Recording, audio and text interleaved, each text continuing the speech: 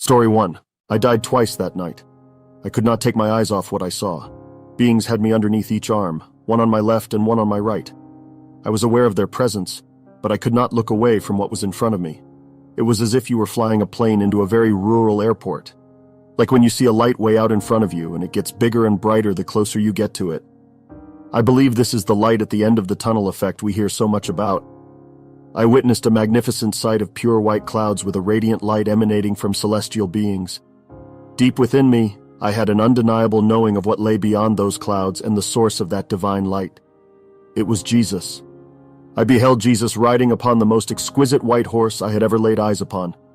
I was captivated, unable to divert my gaze from him. He rode swiftly from my right to my left, as if we were both moving sideways and drawing nearer to him simultaneously.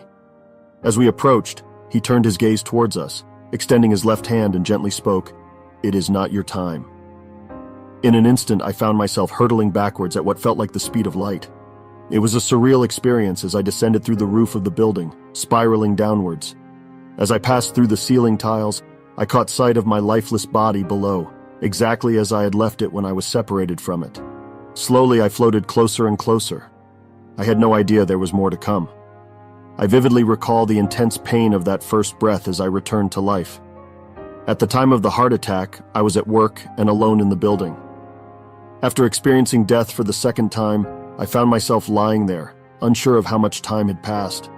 The sensation was eerily similar to my first encounter with death. We were traversing through space at an astonishing velocity, akin to the scenes depicted in movies like Star Wars or Star Trek, where the stars blur into streaks. However, this time, there was a slight difference. Jesus extended his hand towards me and uttered, "I warned you that your time has not yet arrived." I couldn't help but feel a sense of reprimand for returning so soon. It wasn't a menacing feeling, but rather a gentle reminder that I needed to pay closer attention to what I was being told. After returning to my body for the second time and seeing it from above, I prepared myself for the pain that awaited me. Despite the incredible experience I had just gone through, I was aware of the discomfort that would come with re-entering my physical form. However, I felt a sense of euphoria and amazement at what had transpired, and I also received a comforting message from a higher power. A profound peace washed over me, surpassing anything I had ever experienced on Earth. I had an unwavering certainty that everything would be all right. While I experienced the heart attack, my wife, who was miles away, had a strong intuition to pray for me like never before. After praying, she called my workplace because she sensed that something was wrong. When I answered the phone, she couldn't recognize my voice due to my weakened state and immense pain. Concerned, she asked me what was happening, and I simply replied that I didn't feel well. After completing my shift, I went to the doctor, who ran tests and confirmed that I had indeed suffered a heart attack. I underwent heart surgery, and thankfully came out of it successfully. This experience has solidified my belief in the existence of a higher power. When I passed away, I entered into heaven, and I am grateful for God's mercy and grace, as they are the reasons I am alive today. This story was shared by Charles T. and happened in 2012. Story 2. When I was sleeping, I would wake up and watch bunnies chasing chipmunks all over the room. I tried calling the nurse to get help, but the call bell wouldn't work. I would drift off back to sleep and leave my body. I would be standing beside the stretcher. I knew that I was very close to death when I came back into my body, and I attempted to get the nurse again, but couldn't. I encountered a white tunnel and swiftly passed through it. As I emerged, I was surrounded by a radiant white light and witnessed the presence of various beings on my left side. However, I made the decision to continue my journey without stopping. I turned to my right and found myself enveloped in complete darkness. Surprisingly, I remained calm and acknowledged to myself, "I suppose I am deceased." It occurred to me that I should inform someone of my passing, so I made my way to the nurse's station and requested them to check room 16. I encountered all the staff members on duty and relayed the news to them. However, I soon realized the absurdity of my actions, as I no longer possessed a physical body. Instead, I existed as a luminous orb of light. With this realization, I returned to the void.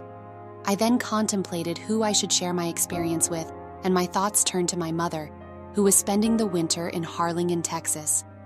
After having the thought, a window materialized in front of me, revealing a couple peacefully sleeping on a bed. I entered the window and observed them without any emotional connection. I calmly informed the woman, "I wanted to let you know that I have passed away and will be moving on." With that, I returned through the window and back into the void. In the depths of the void, uncertainty filled my mind. I yearned for confirmation that I had truly entered this mysterious realm. I ventured left, then right, and even upwards, but no matter where I went, I remained in the same place. There were no landmarks or points of reference to guide me. All I could perceive was an encompassing darkness, stretching out in every direction.